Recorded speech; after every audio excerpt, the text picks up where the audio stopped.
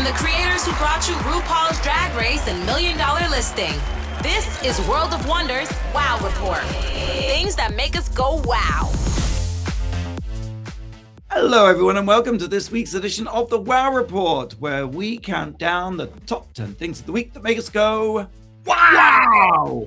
I am your host, Fenton Bailey, joined by my co-host, James St. James. Woo! And Tom Cabell, our Chief Creative Officer. And of course, Blake is here too. Every week we count down the top 10 things of the week that make us go, wow. So I think we should just start off and start with number 10. That's you, Tom. I love that. Thank you. Number 10. Minneapolis, overwhelmed by the incredible, the brutal murders of Renee Colgood and Alex Peretti, overwhelmed by the beautiful outpouring of resistance before, during, and after these incidents.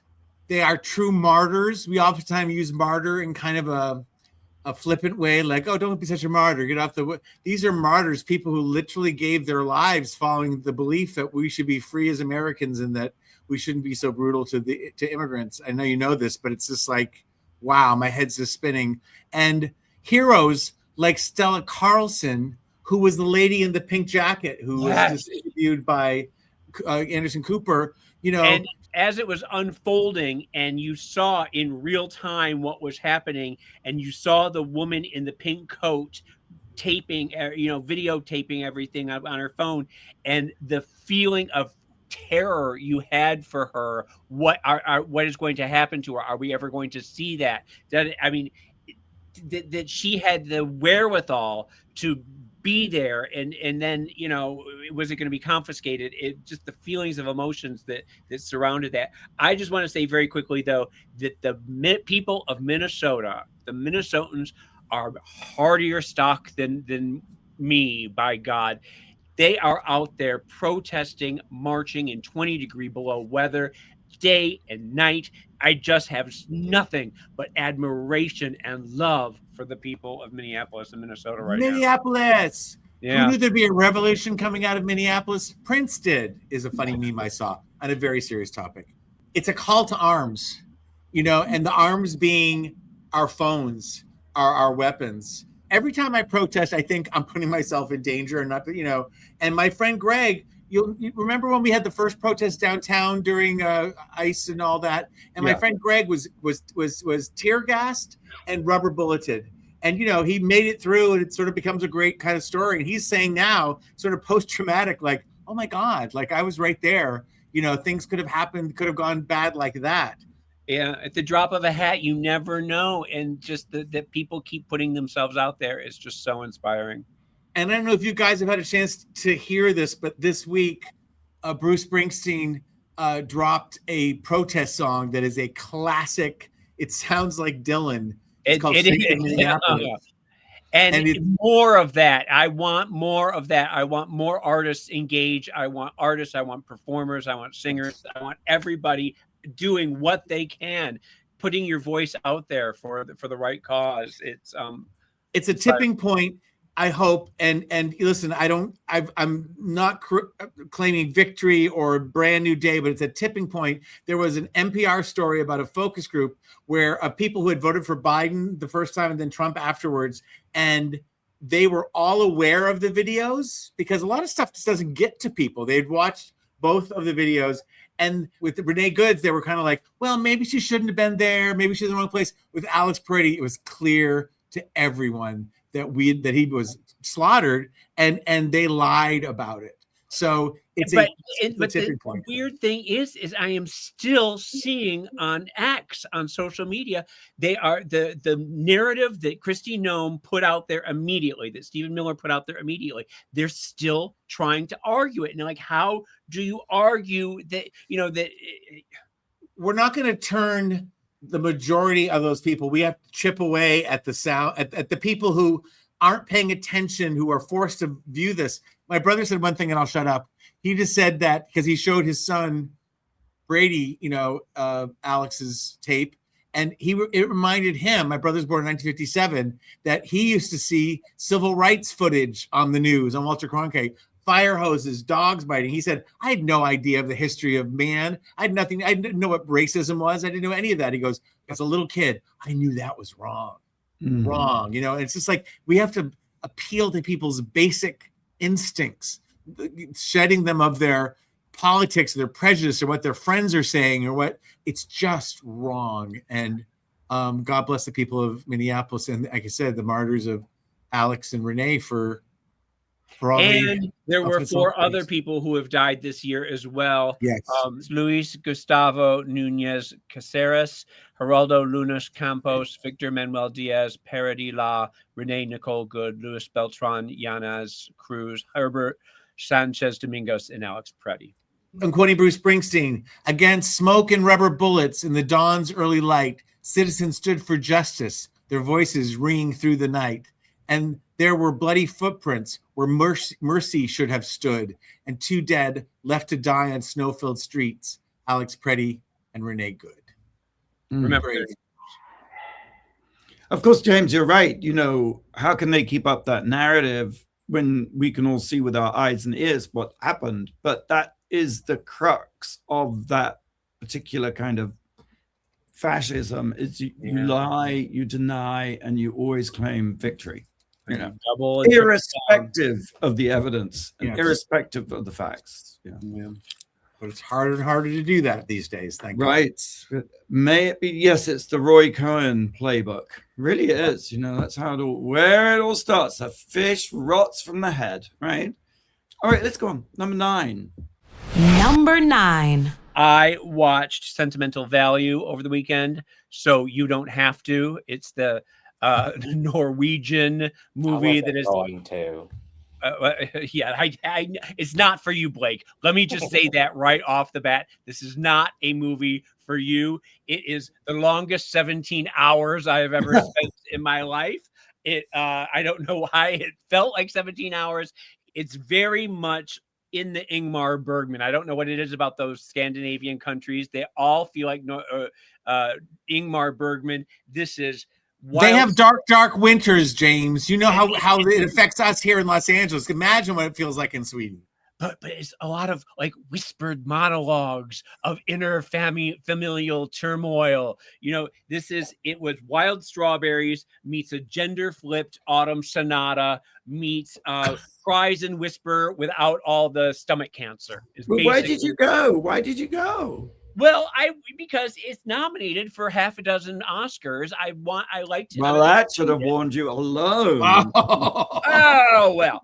But I'm a completist in that sense, and it stars Stellan Skarsgård in a tour de force performance. That's why you went. No, Stellan Skarsgård is 87 years old. I'm not in love with Stellan Skarsgård.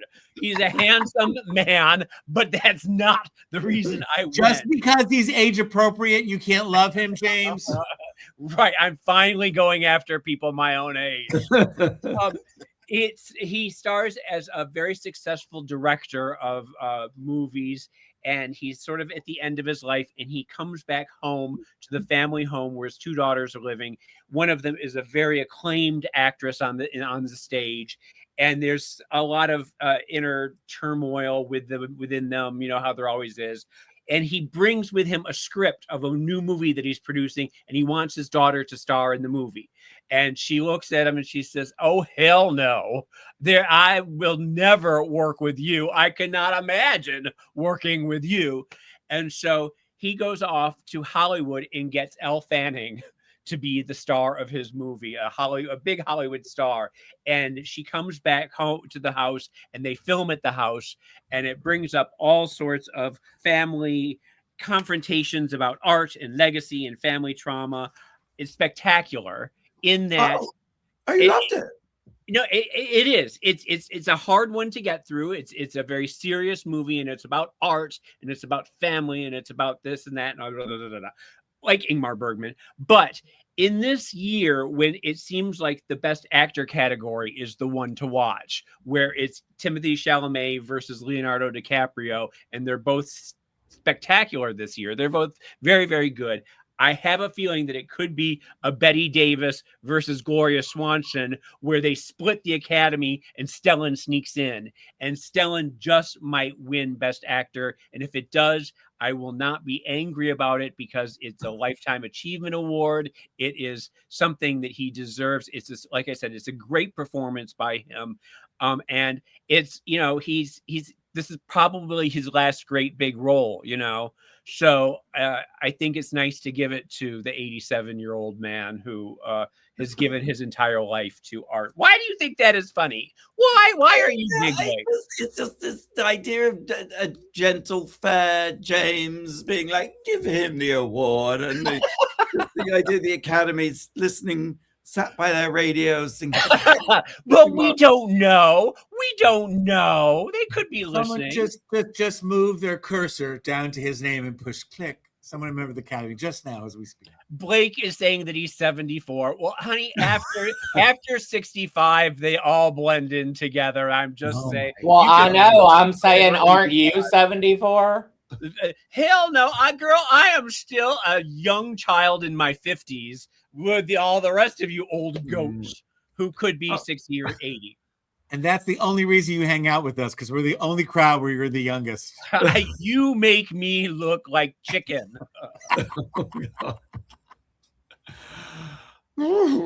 Number 8. Number 8. Skyscraper. So this week, Netflix did a live thing in which Alex Honnold, who was the star of the Oscar-winning Free Solo documentary, you know, he climbed the thing in... He's been doing it for 30 years. He is the biggest free climber on the planet. He's just very well regarded, yes. And I must say, like, the prospect of him climbing the Taipei 101, which is this amazing skyscraper in Taipei, I think it's the 11th tallest skyscraper in the world. But also, it's a lot of, they're called bamboo boxes, I guess because they look like bamboo. But the idea is that they're stacked on top of each other and they push out as it ascends. So you have multiple, I think like 64 times he has to actually climb up with no ropes, you know, completely free solo, and go out right over the abyss and then up and over and then up again and repeat it. And repeat it. I mean, nightmarish. Actually, so nightmarish. The higher you go, the windier it gets and the more dangerous it becomes. Right. You're something like 1,700 feet in the air. And yes, indeed, the wind, it's a whole different climate, mist. In fact, the greatest threat apparently is rain, because this skyscraper just becomes completely slick in the rain. And it probably is close to the clouds. You're probably he said he was in the clouds. I have to admit, as is often the case, I didn't watch it. I was like, did either of you watch it? Yes, I watched. Of course, the whole thing. Yes. I was on the edge of my seat the entire time. And really, you watch it, not hoping that something happens, but there is that you never know. Yes, Tom, go. That's just having not watched it like Fenton, I feel very compelled to speak on this topic. But aren't you just waiting for him to die? Isn't that like someone complained that it wasn't scary enough, that no one seemed to really be that worried. He was very competent, and the narration, which has been criticized, didn't really, they didn't seem to be that concerned. And people are worried, like, what's the next thing? What's the next stunt before, where we get to watch, before we get to public execution? Older, it gets harder and harder. He's not a young chicken anymore. He's been doing this for 30 years. He's in his 40s now, his late 40s. At what point does it become, do you stop climbing up the face of mountains? And the other thing, when you talk about the wind and the rain and the this and that, you also have these drones that are flying around his head the entire time. That's my point. Being buzzed by drones on the one hand, and then inside the building, all these people waving at you and wanting to make little hearts. Hanging on the glasses, you're going past them. Tapping on the glass. I would have flashed him my boobies. Well, that's what you wanted. That's your first instinct, is to flash him and see if you can throw him off his game and he falls. But he is a very cool customer, obviously, because he's used to these being attacked by birds or what have you. And he was like, I decided to interact with people, and he waved at them, and he was listening to Tool. I'm not quite sure what Tool is, but he was listening to Tool. It's a 90s power band, yeah. And as to the safety thing, Tom, you're completely right. Jeff Gaspin, the executive at Netflix, gave an interview in which he said, well, it's obviously a conversation that everybody has, and you can imagine what we'll do. It's nothing special. We'll cut away. We have a 10-second delay. Nobody expects or wants to see anything like that happen, but we will cut away. It's as simple as that. Flat. If you hated Netflix before, you hate them even more now. They are just ghouls, aren't they? I think it did well. No, I think you want. I mean, I think you want to see amazing things on TV. I think it's a bold swing, and they got something like 6.3 million viewers or streamers or whatever. Interestingly, Alex didn't complain, but he did mention that he got paid about $500,000 for doing it, which. Yeah. It's kind of not that much. Everything is being gamified. That's how they say. So what I'm pitching a show to you, Jeff Gaspin, and anyone who's listening. It's called Death Watch. And we are in ICUs. We are watching someone climb a building. We're following live all these things until people bet at home to see who they think is going to die first. Well, why don't we just do that with to try and out? I have a pitch too. Which Randy and I actually did take out quite a few years ago. And it's called Witness to an Execution. And it was a real show where you basically televise and gamify the execution of people sentenced to death. Oh my God. Great network. I quit World of Wonder right now. Justification, James. It was all a prank, but you wouldn't tell the viewers that it was a prank. So they would think that they were watching something real, when in fact the whole thing was a prank. So James wouldn't actually be killed at the end? Sadly not, no. but there's just so much wrong with all of this. So much wrong. These are just ideas. These aren't to harm anyone. We're blue sky. There's no wrong. Well, maybe there are wrong ideas. Well, anyway, Skyscraper Live, it did very well. And interesting, there's a lot of internet chatter about like, how dare he complain he only got 500,000. But I think if you're risking your life, 500,000 is not enough. Well, and I do believe that he has gotten, upwards of $20 million for his, things. I'm hoping there was a back end deal where he maybe gets something out of streaming or something. I don't know. Well, he did say, he said he'd do it for free anyway. So that's he wasn't doing it. He will probably get millions and millions for advertise it. He'll probably be a spokesman, Coke. I would suggest a Windex endorsement. Very good. I love that. Well, thank you. On that note, we'll take a break. Before we go and Blake gives us our question, I just want to remind you that Drag Race experience, you do not have to climb anything. It is an amazing immersive experience in Chicago. Come out of the cold. It's extended through February. Get your tickets at wowpresentsplus.com. The Dragulator, the workroom, the main stages. It's just fantastic. I've been there. I've done it. I loved it. I'd do it again. I think I will Where's your Dragulator picture, Tom Campbell? I erased mine. Yours is so beautiful. I'll be there February 15th. I want to see your Dragulator pic. Dressed as a clown, I hope. Dressed as a clown. I'm always dressed as a clown. I know you are. Every time I walk out of the house. I have a question. Yeah. The largest U.S. fast food chains by number of locations worldwide. Of course, it's McDonald's. Okay. 43,121. What's the second? We will have the answer right after the break here on the Wow Report. It's an interesting one. You're listening to World of Wonders Wow Report. Things that make us go wow. Welcome back to the Wow Report. I'm Fenton here with Tom and James and Blake. We're counting down the top 10 things of the week that made us go wow. But first, we're talking about fast food, which I like to do. So we're talking about the largest U.S. fast food chains by number of locations worldwide. And McDonald's is number one, of course. But what's number two? Wendy's, but probably not Wendy's. It's not Burger King. They've decreased. Wendy's is number 13. Burger King is number 7. I think it's Jollibee. Jollibee. No, they're not on the list. Does it have a taco in it? It doesn't. Does it have a KFC in it? No, KFC is number 4. Is it got a Domino's pizza in it? That's number 5. It's Starbucks. Oh, Well, that's not fast food for crying out loud. What's number 3? What's number 3? Subway. Oh, that makes sense to me. There you go. McDonald's, Starbucks, Subway, KFC, Domino's, Pizza Hut, Burger King, Dunkin' Donuts. No. And then, weirdly, Hunt Brothers Pizza is number 9. And then Taco Bell. All right. Make a run for the border. All right, back to our countdown of the top 10. Number 7, Tom. Number 7. I saw the 1972 feature film Deliverance for the first time.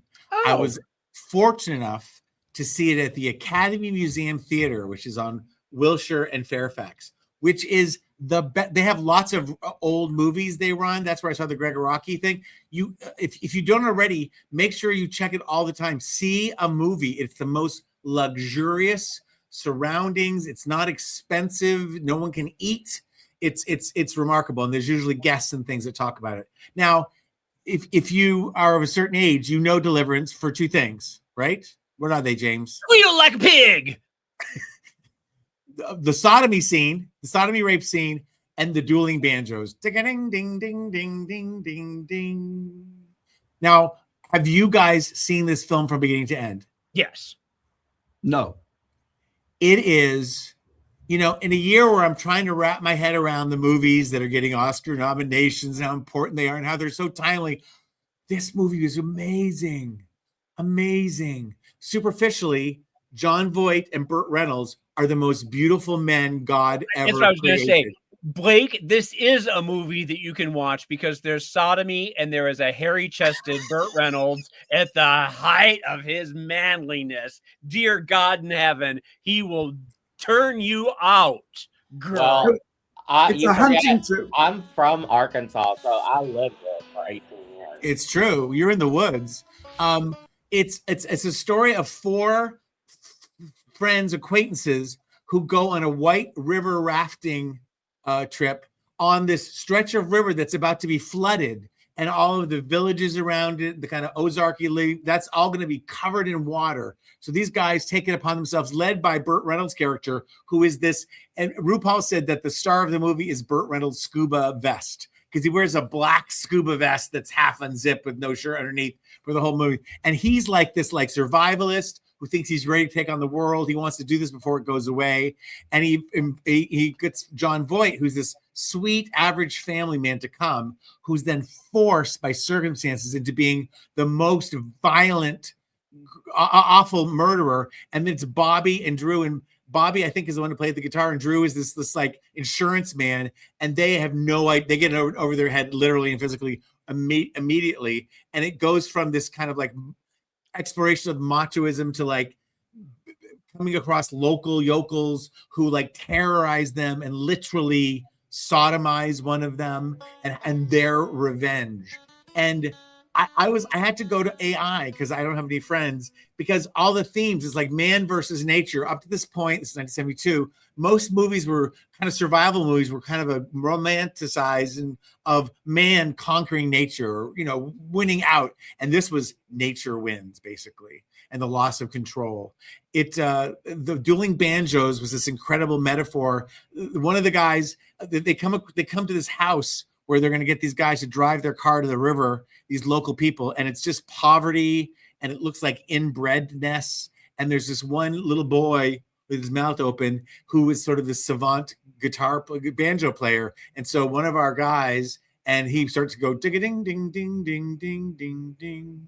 Ding ding ding ding ding ding ding ding ding ding ding ding, and they have this incredible communal experience that ends up with this miscommunication and this kind of angry thing, which all metaphors of the movie. It played very much like Vietnam. This is crazy, but I'll say the river trip in the initial was this initial optimism of U.S. intervention in Vietnam. They're going to go, they're going to conquer.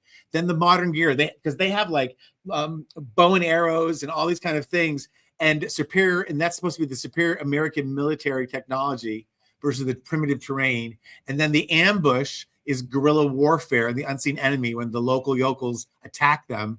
And then the cover-up is the pure skepticism of government and military narratives. Because by the end of this movie, it's not clean. These men have done terrible things that are unknown whether they did the right thing or the wrong thing, and life has been lost. And the ending, a return home marked by trauma and a lack of moral certainty. It ends with, spoiler alert, with them home with their wives and just like dead, PTSD, just like totally wrecked. But it's so beautiful. It's so poetic. It's shot. It's no CGI. They're on this goddamn river, and they mostly did their own stunts, and they're just being thrown around.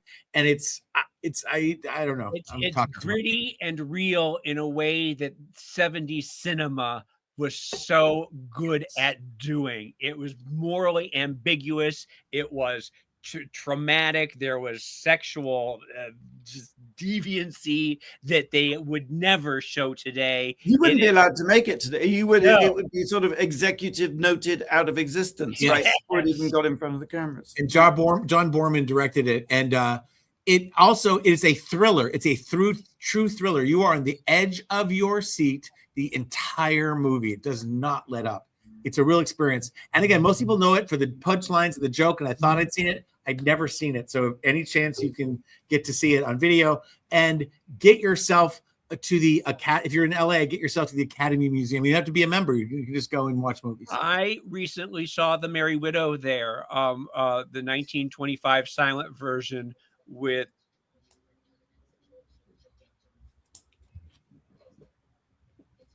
everybody looks up.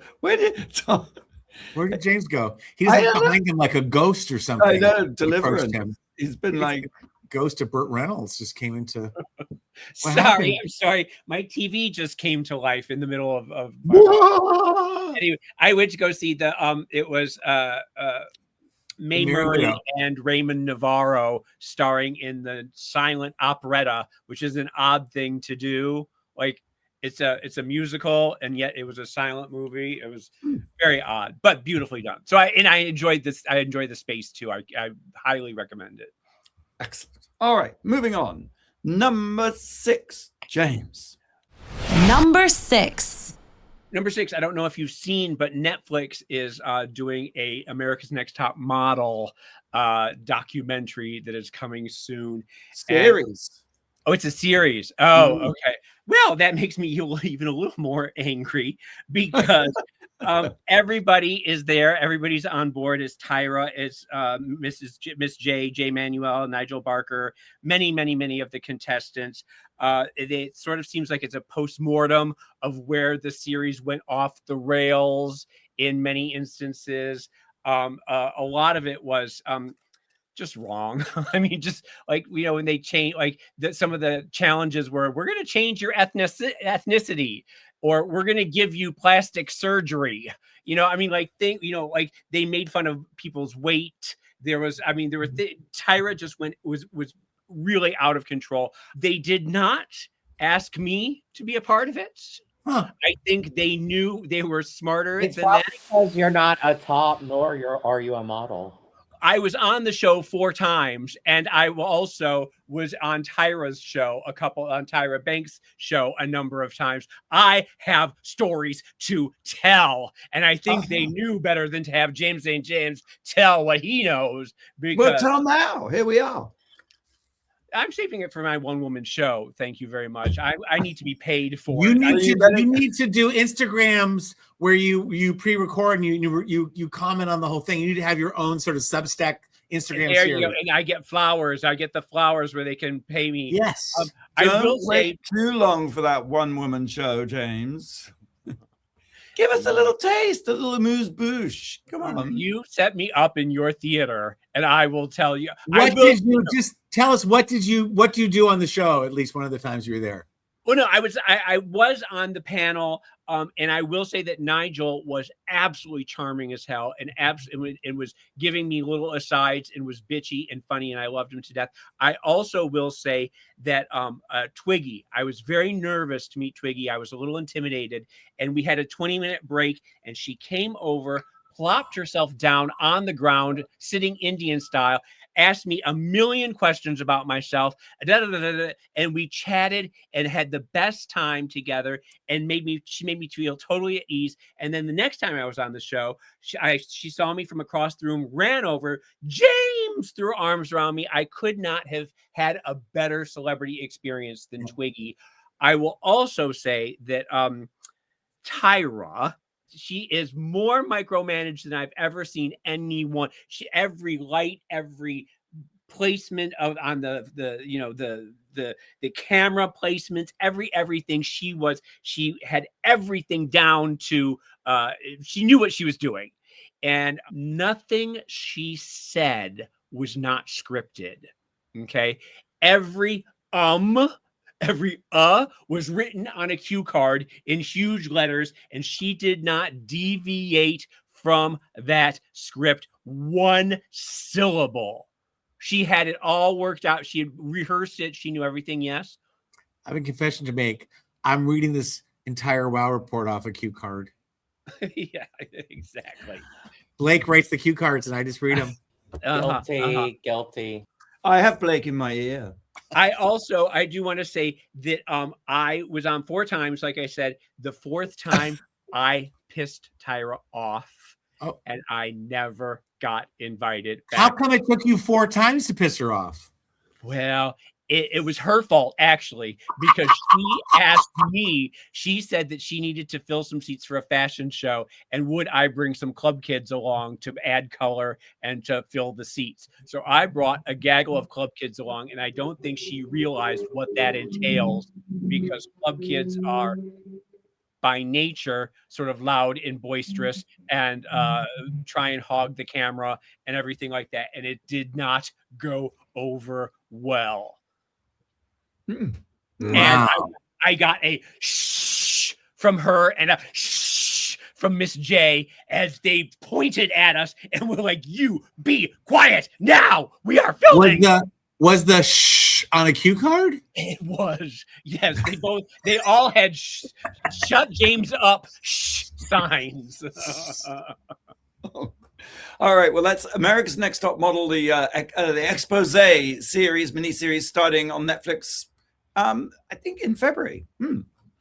So I'm sure we'll be talking about it again. All right, number 5. Number 5. Talk about Netflix Sky.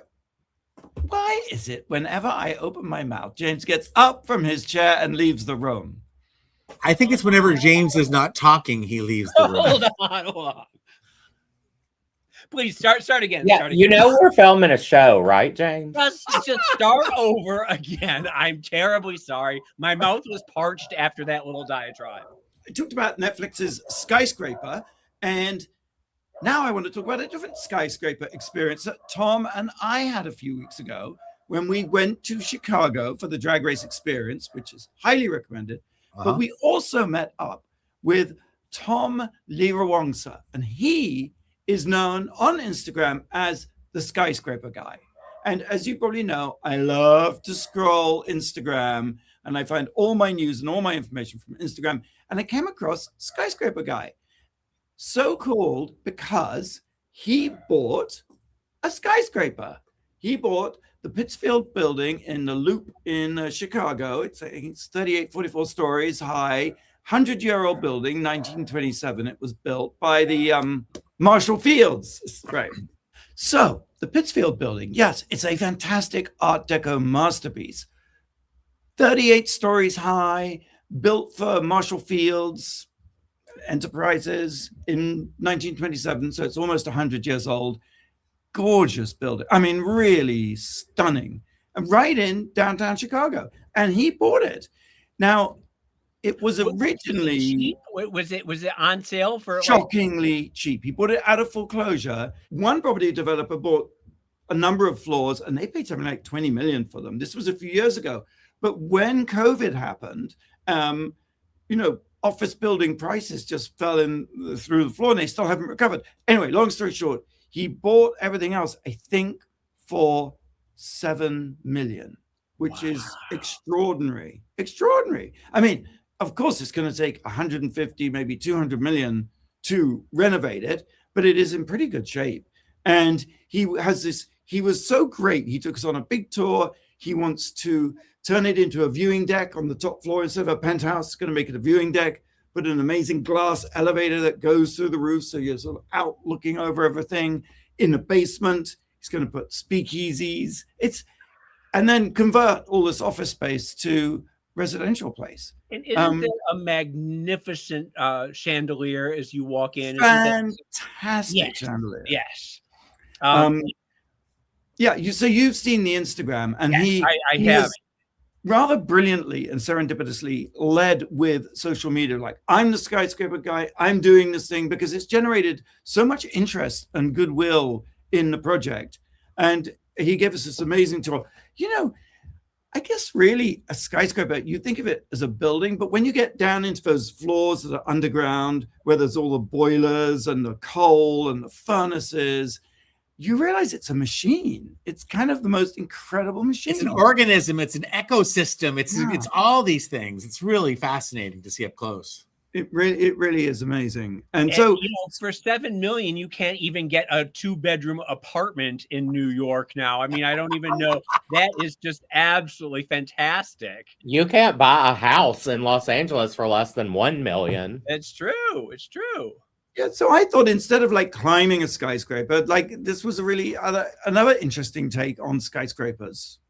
Well, let's all pool our money and buy another skyscraper in Chicago and do it ourselves too. Well, you know, there's one for sale, the Chrysler Building in New York. No. And the problem with the Chrysler Building sold in 2008 for almost $1 billion, 800 million. But by 2019, it was down to 150 million. Oh my God. And the underlying problem, again, this office to residential thing, COVID, you know, no one wants office space, has crushed the prices even more. And the other problem with it is Cooper Union own the land and they charge rent of like 20, 30, 40 million a year. So for anyone to actually make a success of it is quite a challenge. And Chrysler Building, beautiful Art Deco building, landmark building. So you can't just go in there and rip things out. And so I wrote him a note. I said, well, you're going to buy the Chrysler Building? And he said, one skyscraper at a time. Right. I love that you're friends with him now. That's a fun friend to have. Yeah, it's kind of fun. And he's got this great guy who was an urban explorer who does all his social media. So they're doing this penny drop, which is they literally, you know, that myth that if you right, at the bottom of the Empire State, penny will kill you. Getting harder, faster and faster. And they did it, and they dropped in like what? Tom, was it 5,000 pennies on him? 20,000 or something. Spoiler alert! I don't know how it ends. Right. Wait, they dropped it on his head? Yep, from the very top. Yep. And what happened? You have to wait for the YouTube video. Let's say he hasn't returned Fenton's DM. Right. What on earth would possess you to try that if there's a potential for it to knock your head off? Mm. He's a risk taker. I have a question. Mm. We all know that Diane Warren is the Susan Lucci of the Oscars, being nominated, I know, 17 times for Best Original Song and never winning. But how many Grammys does she have? We'll have the answer right here on the Wow Report after the break. You're listening to World of Wonders Wow Report. Things that make us go wow. Welcome back to the Wow Report. Fenton here with Tom and James and Blake. We all know that Diane Warren is the Susan Lucci of the Oscars because she's been nominated 17 times for Best Original Song, but she's never won. But how many Grammys does Diane Warren have? Tom, I defer to you. I'm gonna guess 4. I'm gonna say 24. There's no point in me guessing. I have no idea. Well, she's practically the Susan Lucci of the Grammys as well, because she only has one. Yes. What? She won in 1996 Best Song written specifically for a motion picture or for television in 1998 for the brilliant song Because You Loved Me by Celine Dion. Celine Dion.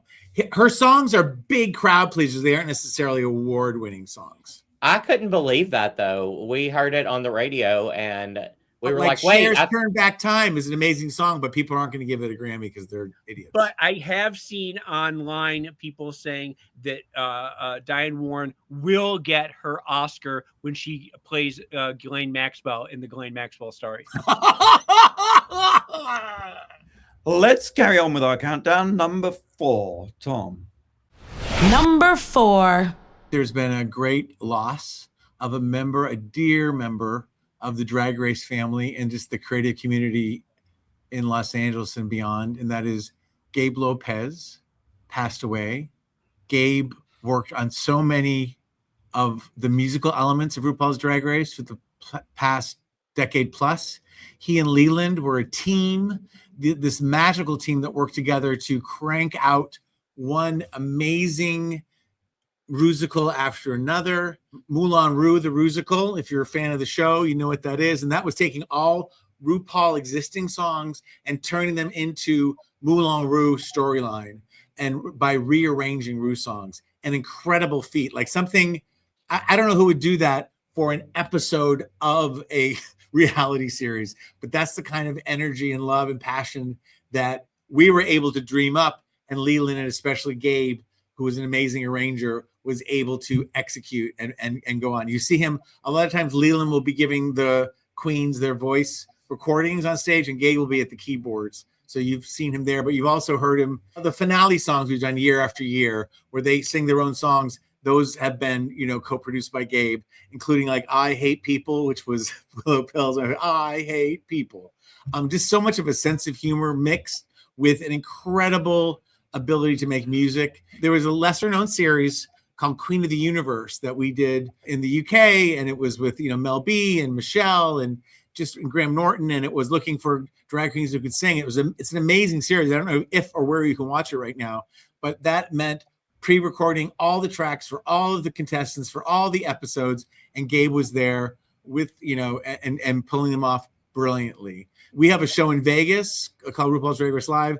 Every night, the Mirror song, Losing is the New Winning, and Baby I Made It, play for loving audiences. And I remember being in the audience when the set was being built and working on those last things with Gabe working on them, me watching. He also worked on the other two, that really funny Comedy Central show way back when. He did orchestration for Love Victor. He produced Belinda Carlisle's last 2 albums, and she loved him and gave her. I see Belinda has been commenting online about that. Yeah, I did see anyway, that. Those are his credits, but he was so lovely.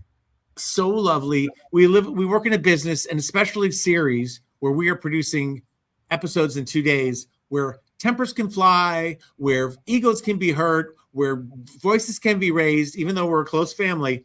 Gabe never had a moment. He was always genius, kindness, sunshine. This isn't because someone's passed suddenly they reach angel level. It literally is only the good die young, because Gabe left us this way too soon. We're just like, we were not worthy of Gabe. And I just thank God his music lives on, but it's a shock. He was diagnosed with a cancer at the end of in the fall of last year. And what I understand, there was some hesitation or some slowdown about insurance approvals of his chemo plan. In January, one day he was at Leland's birthday party, and the next he was in the hospital, and he had a series of setbacks between now and then. And Leland is the one who was there at the hospital and told me about it. His family was around him. He, again, I said, Belinda Carlisle has reached out. So many people, so many of the queens. He touched so many people's lives. And again, words don't suffice, but I love you and miss you, Gabe. So lovely guy, really beautiful guy. All right, James, number 3. Number 3. Trailer Park. I wanted to talk about a couple of trailers that dropped this past week that are for the big summer blockbusters that are coming up. I'm very excited about. The first is By the Power of Grayskull. I am the power. He-Man. Oh my God. I'm really excited. I used to have the Castle Grayskull. Yes, I did too. And I was 35 years old. It was right next to my Ghostbusters firehouse. This stars Nicholas Galitzine as Prince Adam and He-Man. The trailer starts off, he's a human in our world. He's working in HR. He's in an office, and he manages to get the sword, and he pulls it, and all of a sudden, by God, he is in that little tiny leather mini skirt, and he's twirling around, and then you see his big old meaty thighs, and he's wearing these leather straps on his chest. Even as a 35-year-old, I recognized that He-Man was for little gay boys, that it is homoerotic light. It always has been, always will be. And so is his girlfriend show, She-Ra. She-Ra is as queenie as it gets, girl. She is drag, is what she is. She's fabulous. So I'm very excited about that. The other trailer was for Supergirl, and Supergirl, she's this hard partying mess, as opposed to her cousin, who is, Superman, who is goody Boy Scout. Kara Zor-El, is party girl. She is on other planets getting fucked up with Crypto. And Crypto, of course, is the dog who stole the Superman movie. He's back. We have Jason Momoa, who was Aquaman, and now he's switched roles, and he plays the cigar-chomping intergalactic bounty hunter Lobo, who's the bad guy in this one. And this looks just like a chaotic mess. In the best. Do you think she'll appeal to lesbians? She is very lesbian coded. Yes, she is just trouble from the word go, and it just looks fantastic. So those are the summer blockbusters. That's a sneak peek. And I'm just going to add one to that. Stop that train. Stop that train. Yes. We have 3 big blockbuster movies to look forward this coming summer season. And Stop That Train is the producers of RuPaul's Drag Race, the director of Hairspray. It's a star-studded disaster comedy that will leave you gagging, and it is speeding towards the theater, opening May 29th. You've heard it here first, but you'll hear it here every week. May 29th, Stop That Train. RuPaul, the first feature film from the RuPaul universe, starring RuPaul and so many more. All right, number 2, very quickly. Number 2. Just wanted to give a shout out to Cecilia Jimenez, 94 years old. She passed away. She is perhaps better known as the Fresco Botcher. I had no idea. This happened 13 years ago, but 13 years ago, you may remember something that went viral was this very wonky restoration, reimagining of a fresco in Spain. And it became nicknamed the Monkey Christ because it looked like a hairy monkey with slightly squiffy expression. I do remember. It's a beautiful story because she actually was devastated by the reception and the viral and all the criticism that she got. But then the whole story turned around and it became something of a miracle because the little town that only had a few thousand visitors, suddenly there were hundreds of thousands of visitors. There's an amazing gift shop. You can buy tea towels, mouse pads, merch of every kind. And even, dare I say it, even a musical was written about her called Behold the Man, which I guess is about the Christ in the picture that opened in Vegas. So Cecilia Jimenez had a happy ending. Yeah, she went into it with the best intentions. She tried her hardest, and what she did was beautiful in its own way, in its simplicity, in its honesty, and it's just there's a beauty to it that is probably better than an actual person, an actual professional doing it. There's something more human and just wonderful. I think it's safe to say that the Lord works in mysterious ways. Oh, that's beautiful. I think so, yeah. All right. Should we take one more break? Oh, no, hold on one second. I just wanted to piggyback on yours very quickly. I wanted to say there was a rest in peace to Frecky Vreeland, Deanna Vreeland's son, who was Frederick, known as Frecky or Freck, 96 years old. Interesting man. He had to follow in his mother's footsteps, of course, but then he was recruited by the CIA as a young man. He had many spy adventures.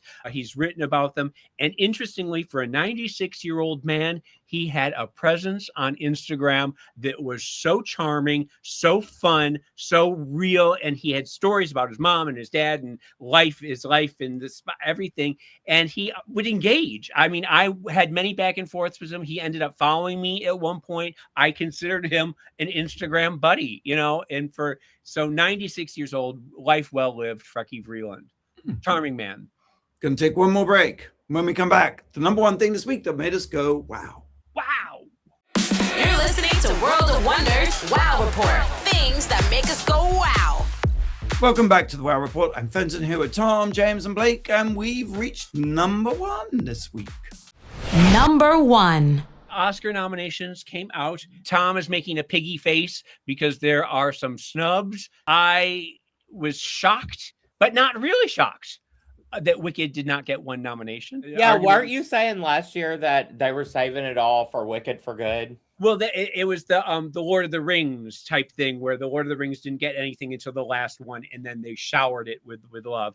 I thought maybe this would happen, but then after seeing Wicked 2, I realized that was not going to happen, because as good as it was, there's nothing Oscar worthy about it. People were saying, but they put my girl Cynthia in green makeup. Well, I have done transformations for years. I know that you slap some green makeup on, some darker green lipstick, that it does not. Ariana Grande gave one of the most complex performances that I've ever seen. Better than Betty Day. Oh, never mind.